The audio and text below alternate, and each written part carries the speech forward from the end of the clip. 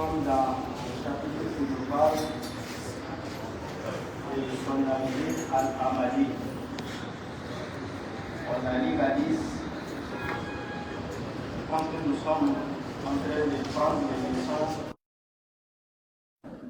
les leçons à retenir dans cette hadith qu'on avait lu, l'arrivée du prophète Mohammed sallallahu alayhi wa sallam à Madi. On a lu première leçon, deuxième leçon, troisième leçon, nous sommes à la quatrième. L'auteur nous dit Rabi'an, la quatrième leçon à retenir de cette sira.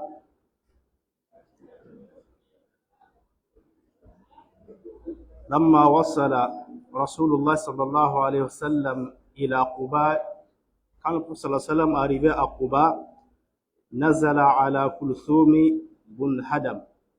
Le prophète a descendu dans la maison de Kulthum bun Hadam. Pour cela, لأنه كان كبير قبيلة. Ce monsieur, il était le grand de cette qabila, de cette tribu. C'était le vieux ou bien le grand de cette tribu-là. Voilà pourquoi le prophète sallallahu alayhi wa sallam a descendu chez lui. Comme c'est passé avec nous un peu. وهذا من توقير les gens envers Dieu, ceux-là qui appellent les gens envers la sunna, ceux-là ont trouvé le bon comportement dans les affaires. Parce que le bon comportement, ça va participer à beaucoup de choses. Quand vous le savez, beaucoup de sahaba sont convertis de l'islam avec le bon comportement du prophète Mohammed sallallahu alayhi wa sallam. Il y a plusieurs preuves de cela. Donc quelqu'un qui est derrière, on appelle les gens vers l'islam et on trouve le mauvais comportement dans ses affaires, vous voyez que nous n'avons pas compris. Il faut qu'on trouve le bon comportement dans tes affaires. Et aussi, on trouve aussi que le respect pour les grands. Parce que la sunna, les gens ont détesté la sunna à l'époque qui disaient que la sunna, les gens de la sunna ne respectent pas les grands. Pourquoi ils ont dit ça? Parce que la sunna a dit de n'a pas se prosterner pour saluer le peuple. C'est ça seulement. Chez nous, on a pris ici, quand on a dit pour la vie de la sunna, c'est ça. Parce que la sunna refuse que l'homme fait inna. L'homme se rabaisse, se baisse comme ça pour saluer quelqu'un. La sunna c'est cela. Quand ils ont appris ça, ils ont dit que voilà, les Ahad de sunna, les Wahhabiyya là, ne respectent pas les grands. Ils ont dit que celui-là, comme le mythe, la salle, il nous a ordonné à avoir de bons comportements. Malgré que lui-même, il est le patron du bon comportement, on n'a pas dit quelque part pour quelqu'un ça, laisser ou bien quelqu'un fait qu'il est là pour le saluer. La salutation, c'est mashrour, c'est quelque chose qui est mashrour. Mais s'il s'agit de rentrer dans le cadre des actes des adorations, Allah dit non, il ne peut pas cela. Le fait de laisser un peu, ou bien de faire ou bien de faire prosternation, c'est seul Allah qu'on le fait. Personne n'a pas cette droit-là qu'on va faire prosterner pour lui, ou qu'on va faire repos pour lui. On peut se saluer. Vous voyez? Donc l'islam, la sunna nous appelle à avoir de respect aux grandes personnes, les personnes âgées. Mais si ça rentre dans le cadre de l'adoration, personne n'a le droit de faire la même chose qu'on a fait en bas sur l'art. C'est ça, il faut comprendre. Le respect, c'est de la sunna. Misal, cinquième leçon à retirer, حسن اعتزاز الرسول صلى الله عليه وسلم من زعماء القبائل الأنصار. La bonne manière de s'excuser que le prophète sallallahu alayhi wa sallam avait envers les grands de Madine. Quand il est arrivé à Madine, quand il a quitté Akouba, quand il est arrivé à Madine, chaque personne, les gens sortaient de leur maison. Les grands sortaient de leur maison pour demander au prophète de descendre chez eux là-bas. Ils demandent au prophète de descendre chez eux là-bas. Le prophète fait quoi? Il s'excuse avec un bon comportement. الذين كانوا يعتمدون طريقه بين القباء والمدينه. Les temps-là, il pouvait savoir entre Kouba et Madine pour lui demander de descendre chez eux là-bas. فقال رسول الله صلى الله عليه وسلم الرسول صلى الله عليه وسلم يعتبر عن الجميع بكلمة واحدة. Il s'excusait avec tout le monde, il s'excusait chez tout le monde avec un seul mot. Et quel est ce mot-là? Abdou Sabila. Laissez mon chameau marcher. Laissez mon chameau marcher. فإنها معمورة. Parce qu'il marche avec l'ordre d'Allah. يعني بذلك الناقة وكذلك لما وصل إلى المدينة quand le prophète arrive aussi à Madine, son chameau s'est agenouillé et il a descendu. ودعاه بعض المسلمين. D'autres musulmans l'ont engueulé et descendent et rester chez eux là-bas comme leur étranger. D'autres personnes l'ont demandé de le prendre comme leur étranger. Et le prophète a dit quoi? L'homme reste là où son bagage s'est poli en restant. Vous voyez, ici le prophète n'a pas dit à quelqu'un, non, chez toi, il n'y a pas, toi tu es pauvre, je ne veux pas des gens chez toi. Toi tu es comme ça, je ne descends pas chez toi. Toi et moi, on est comme ça, je ne descends pas chez toi. Le prophète, il s'excuse avec un seul mot, pas de l'autre là. Pourtant, les gens là qui l'appelaient là, il y avait des riches et des grandes personnalités parmi eux. Donc le prophète, si il a choisi d'aller descendre chez quelqu'un, s'il descend chez un chef ou bien c'est un riche, les pauvres vont se sentir mal. Les pauvres personnes vont dire que, ah, maintenant, comme il est arrivé maintenant, il cherche maintenant chez les riches pour aller descendre. Non, le prophète ne fait pas ça. Il s'excuse avec un seul nom, parce qu'il marche avec dans l'ordre d'Allah subhanahu wa ta'ala.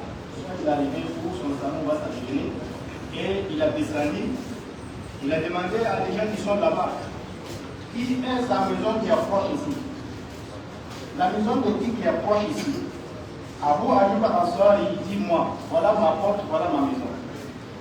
Il a dit à Abu Ayyub al-Ansari, donc c'est comme ça, prends mon bagage, amenez chez toi. Et quand là-bas, les gens sont venus encore demander, tu ne vas pas venir chez moi, je te prends comme étranger. Et le prophète sallallahu alayhi wa sallam, non. L'homme reste là où son bagage est descendu. Je ne peux pas laisser là où se trouve mon bagage et aller laisser chez quelqu'un d'autre. Ouais. Donc Abu Ayyub al-Ansari, ce n'était pas quelqu'un qui est riche. Mais malgré ça, le prophète est resté chez lui là-bas avec plaisir. Ces gens de propos que le prophète faisait, laissez-lui marcher, il marche avec la permission d'Allah. Ces gens de propos-là, celui-là qui t'invite là, ça ne lui plaise pas. Ça ne lui plaise pas. C'est comme quelqu'un qui te dit, mon frère, viens, on va manger. Il dit, non, moi je ne mange pas la pâte. Tu vois, tu ne sais pas que tu as fait quelque chose, mais c'est trop chose que tu viens de faire. Donc, lui qui est en train de manger la pâte là, lui, c'est pas quelqu'un quoi. Qu'est-ce qu'il faut dire? Il faut trouver une parole qui ne va pas blesser celui-là qui t'invite. Oh, mais ça, c'est que nous dire ça. Ça aussi, c'est l'homme qui mange ça. C'est comme ça. Tu arrives chez quelqu'un, il fait sortir quelque chose, il ne faut pas lui laisser sentir que la chose, la nourriture qu'il est sortie là, ça ne te plaît pas. Pourquoi nous nous cette nourriture-là? Donc, le prophète sallallahu n'a jamais donné une nourriture. Quelqu'un t'appelle dans son mariage, c'est un pauvre. Il allait payer les poulets pour là, pour préparer. Toi, à la suite, tu arrives là-bas, et toi, on sait que tu manges un mouton. Mais arrivé là-bas, même si on t'interdit de marier cette poulet-là, il ne faut pas avec bonne manière. Il ne faut pas minimiser cette personne-là. Il ne faut pas faire qu'il sera blessé. C'est ça le prophète a utilisé ce bon comportement-là. Avec un mot qui ne plaise pas à ceux-là qui l'appelaient de venir chez lui là-bas. ولا تشعر بأنه مرغوب عنه أو أنه مفضول. Tu dois parler des mots que la personne qui t'appelle là, il ne va pas se sentir comme il est quelqu'un, c'est comme quelqu'un que tu n'as pas envie de lui, ou bien c'est quelqu'un de négligé. Non. Il ne faut pas étudier le propos que la personne va se sentir comme il est négligé devant toi. Tu dois parler des bonnes paroles. Quelqu'un qui dit bien manger, il dit Alhamdulillah. Est-ce que ça n'est pas cela? Après, bien manger, il dit Alhamdulillah. Mais tu dis, qui va manger la pâte? Ou bien qui va manger ça là? Mais ça c'est nourriture ça. Ou bien moi je ne fais pas ça. Tu vois ça, je dis là. Un petit peu. Ça, on fait comme ça. وتلك أخلاقه العالية العظيمة. Voilà les bons comportements et les très bons comportements du prophète Mohammed sallallahu alayhi wa sallam. التي أشير إليها في قوله تعالى وإنك لعلى خلق عظيم. على ما dit ça, certes, tu as des grands bons comportements. ثالثا, le sixième leçon à retirer, فضيلة الظاهر لأبي أيوب الأنصاري عندما نزل الرسول صلى الله عليه وسلم إلى حتى بني له بيت دخل إليه. On trouve dans cette hadith valeur de Abu Ayyub al-Ansari, celui-là qui a créé le prophète sallallahu alayhi wa sallam chez lui avant qu'on a construit la mosquée du prophète et sa maison avant qu'il ait revenu là. Ça c'est une valeur. Ça, il y a une sixième leçon à retenir. أن رسول الله صلى الله عليه وسلم فور وصوله إلى المدينة. Quand le prophète صلى الله عليه وسلم arriva à Madina, بادر إلى البدء في بناء المسجد. Le prophète a commencé rapidement la construction de la mosquée. بل سكن صلى الله عليه وسلم عند أبي أيوب وباشر بناء المسجد قبل أن يبني لنفسه سكنا. Le prophète sallallahu quand il a été chez Abu Ayyub al-Ansari, il a commencé à construire la mosquée d'abord avant de construire lui-même sa maison. Il veut dire beaucoup de choses. وهذا يدل على عدة أمور. Ça nous donne beaucoup de leçons à retenir de ça. Premièrement, أهمية المسجد في الإسلام. L'importance de la mosquée à l'islam. L'importance de la mosquée à l'islam. حيث فهو يؤدي الوظائف التالية. La mosquée amène des métiers suivants. أولا الوظيفة التعبدية. Le métier d'adoration. C'est dans la mosquée qu'on adore Allah subhanahu wa ta'ala. On se réunit pour adorer Allah subhanahu wa ta'ala. فهو محل إقامة الصلاة الجماعة. C'est un lieu compris les prières obligatoires en jama'a. L'itikaf, c'est dans la mosquée qu'on fait l'itikaf. وغيرها et d'autres adorations. Vous voyez que s'il n'y a pas la mosquée, il n'y a pas de prière de jama'a. Pour faire la prière de jama'a, c'est l'un des plus importants de cette religion. Voilà pourquoi le prophète sallallahu alayhi wa sallam, rapidement arrivé à Madine, il a commencé d'abord la construction de la mosquée. Pour nous montrer qu'un musulman, si tu te trouves quelque part où il n'y a pas de mosquée, il n'y a pas pour prier en jama'a, il faut déménager. Il faut déménager. C'est même bon quartier pour toi. Ici, ça nous donne l'autre massage qui n'a pas venu ici. Quelqu'un qui voyage, quelqu'un qui quitte dans un milieu où il y a des musulmans, il y a la mosquée, il fait tout sa prière, il pratique sa religion en toute sécurité. Il quitte aller quelque part où il sera gêné. Quelque part où il ne trouve pas la prière. Quelque part où il n'y a pas, comment on dit, il n'y a pas d'une mosquée pour prier. Quelque part où même lui ne trouve pas le temps pour prier. Ce n'est pas bon pour les musulmans. Ce n'est pas bon pour les musulmans de quitter là où il pratique sa religion en sécurité et aller quelque part où il sera gêné. Ce n'est pas bon. Même si on le fait. Parce qu'à la fin, tu vas partir de ce bas monde. La seule chose qui va se sauver dans la tombe devant Allah subhanahu wa ta'ala, c'est la prière. Maintenant, si toi tu as quitté chez toi là où tu priais très bien, tu pars là où tu ne trouves pas la prière. Maintenant, tu allais gagner l'argent là-bas. Tu vis là-bas, la mort te prend là-bas. Qu'est-ce que tu vas dire à Allah subhanahu wa ta'ala? Il y a des gens, il y a des jeunes qui prennent même l'argent, des millions, pour aller en aventure en Europe, là où il ne peut pas payer. Ils sont là-bas, maintenant ils nous appellent, ils appellent les oulémas, ils demandent, ah, moi j'ai un travail, le travail là, mon patron me laisse pas prier, comment je dois faire?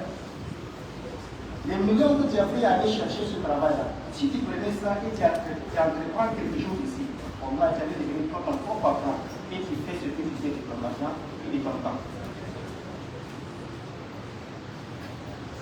Le fait de financer le voyage aujourd'hui, c'est pas moins de 2, 3, 4 millions. Pourtant, les 4 millions et les 3 millions, quand tu prends ça, il faut laisser la vie. Il faut reculer derrière un peu. Le vrai problème, tout le monde veut rester dans la capitale. Il faut reculer un peu. Tu vas aller fonder quelque chose là-bas. Pour voir d'ici 1 an, 2 ans, 3 ans, 5 ans, comment ça va devenir. Et puis on est pressé. Tout le monde veut que si c'est place dans quelque chose en même temps, il devient millionnaire. Non, c'est pas comme ça. C'est pas comme ça. Il faut travailler dur pour préserver le temps et ta liberté que tu as là. Il faut travailler pour compléter ça. Le que tu vas devenir employé de quelqu'un, tu ne donnes pas la prière. Ah, ça c'est ça. Ça là, je comprends. Donc, troisième, le métier social. C'est dans la mosquée qu'on trouve la société, les gens qui ne se connaissent pas, ils deviennent famille dans la mosquée. Beaucoup de gens sont partis à la Mecque à cause de la mosquée. Et puis celui qui les a fait partir là, il ne connaît pas. Seulement il voit c'est quelqu'un qui prie bien, l'heure ne demande pas dans la mosquée, alhamdulillah, il prie pour être parmi les gens qui prient bien. Moi je bon, je te prie à la Mecque pour aller. La plupart des gens sont dans la mosquée que le soir, quelqu'un le voit à la mosquée, sur le dehors là-bas, quelqu'un doit se prendre tout qui le trouve à la maison pour trouver quelque chose lié à sa famille qui va manger. Parce que dans la mosquée, il y a la sociale. Hein? Il y a al-ijtimaïya. Voyez quelqu'un, vous ne vous connaissez pas. Mais quand vous priez chaque fois dans la mosquée, vous devenez une famille, une seule forme. Si tu es malade, c'est lui qui est malade. Si tu n'as pas à manger, c'est lui qui n'a pas à manger. C'est comme ça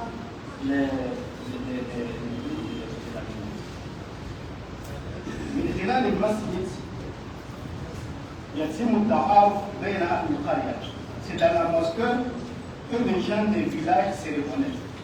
On peut vivre dans le même quartier, mais si ce n'est pas à la mosquée, on peut vivre dans le même quartier plus de 10 ans. Personne ne connaît personne. Chacun sort le matin, il rentre le soir, on ne sait pas qui est. Mais quand on rentre dans la mosquée, on prie ensemble une fois, 2 fois, on est devenu quoi? On est devenu famille. C'est la mosquée.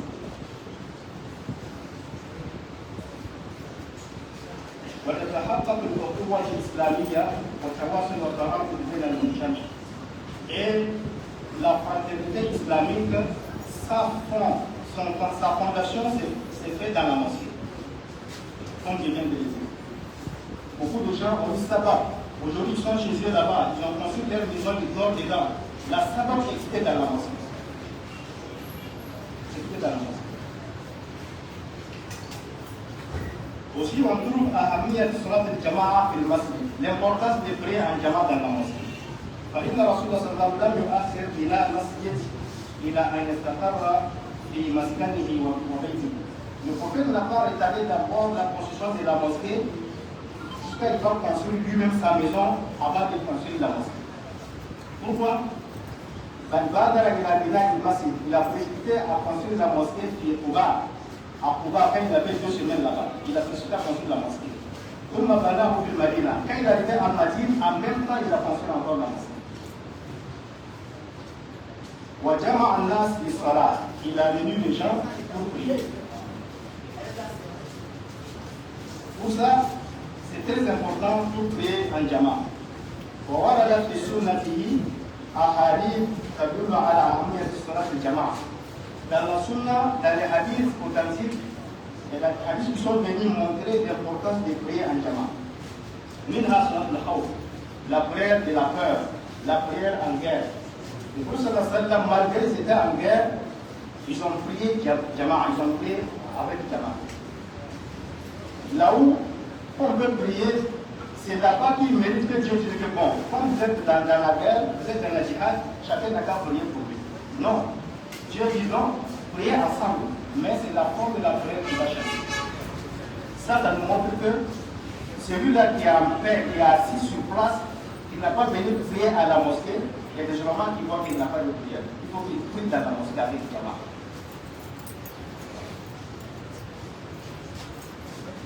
Et le hadith, parmi les hadiths là, le hadith qui nous dit Man sarrahu an yarqallaha ghadan musliman.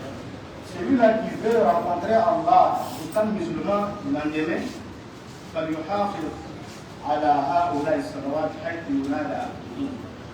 Il protège, il n'a pas conservé la prière de ces prières-là où on les appelle, c'est-à-dire dans la mosquée. فإن الله شرع لنبيكم سنن الهدى, parce que Allah a prescrit pour votre prophète les voies de la guidance. ولو أنكم صليتم في بيوتكم كما يصلي في هذا المتخلف, si vous laissez la mosquée, vous priez dans vos maisons, comme les monafiques prient dans leur maison. J'ai dit qu'ils prient chez eux. Le temps des prophètes, quand quelqu'un ne vient pas à la mosquée, c'est un monafique et il dit, là, c'est pas comme chez nous encore aujourd'hui. Là, quand tu ne viens pas à la mosquée, une fois, deux fois, tu es devenu monafique. Si vous priez dans votre maison, comme priaient les monafiques dans leur maison, hein, la taraktum sunnat nabiyikum, vous avez laissé la sunna de votre prophète. Et si vous laissez la sunna du prophète, là d'abord vous êtes égaré. Dans cette autre version, la capable vous êtes devenu capable. Cela nous montre que le fait de venir prier à la mosquée et tout ce que est l'homme après à la mosquée, c'est oublié. La construction des mosquées et d'autres formes. Aussi, il y a un appel qui rappelle le prophète pour lui dire de libérer la permission de prier chez lui à la maison, parce qu'il n'a pas quelqu'un pour faire quoi, pour l'amener à la mosquée. Et le prophète dit il n'a qu'à aller prier. Quand le gars a tourné le dos en train de partir, le prophète l'a appelé. Il a demandé est-ce que tu entends l'appel? Il dit oui. Donc le prophète dit donc si tu entends l'appel, c'est obligé pour toi de venir à la mosquée. Le prophète n'a pas donné cet appel-là, il n'a pas quelqu'un pour l'amener à la mosquée. Le prophète n'a pas autorisé de prier chez lui. Mais toi, un gaillard en pleine forme, tu pries chez toi à la maison. Ou bien tu pries dans ta boutique. Parce que toi, tu es occupé.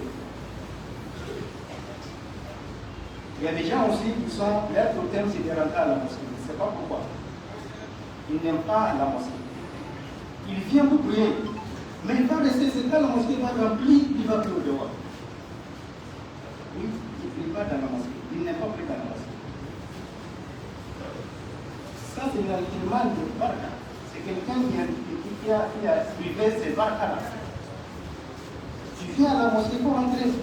La mosquée, c'est la maison d'Allah. Il n'y a pas un lieu qui plaît à Allah sur cette terre si ce n'est pas dans la mosquée.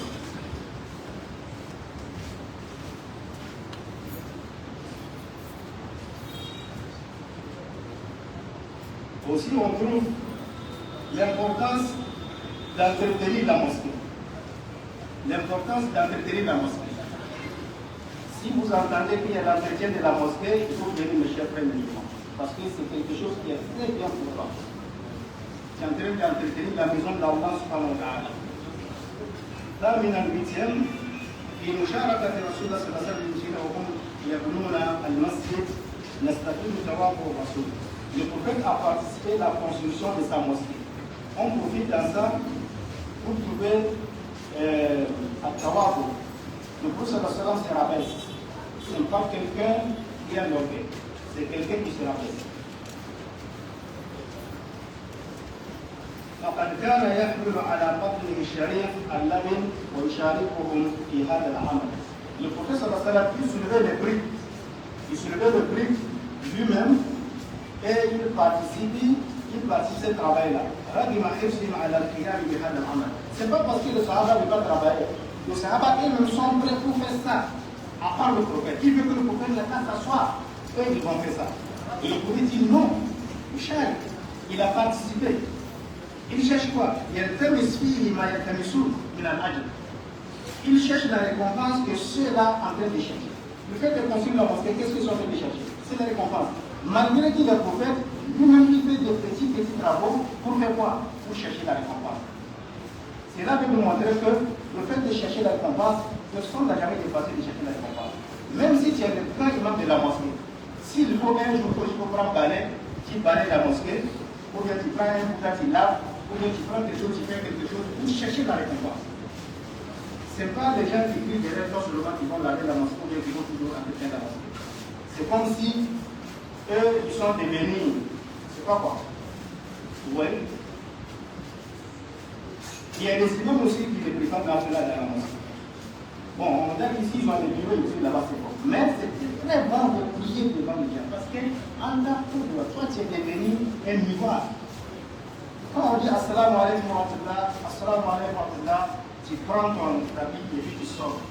Toi, tu ne fais pas la devant les gens, tu ne fais pas la devant les gens, ça va rendre les gens paresseux. Je n'ai pas dit qu'ils ne prient pas, ils prient. Mais c'est bon qu'ils font ça devant les gens. Pourquoi? Pour servir d'exemple. Si quand le prophète a soulevé les briques là, ce n'est pas parce qu'il n'y a pas de gens pour soulever. C'est pour montrer aux gens que la paresse dans cet islam n'existe pas. Il faut travailler. Et quand tu ordonnes quelque chose, on va voir ça ici. Quand tu ordonnes quelque chose, c'est bon que c'est toi-même premièrement qui va pratiquer ça. Là, on peut comprendre. Inch'Allah, on va s'arrêter là. On me dit prochainement, on va s'arrêter là.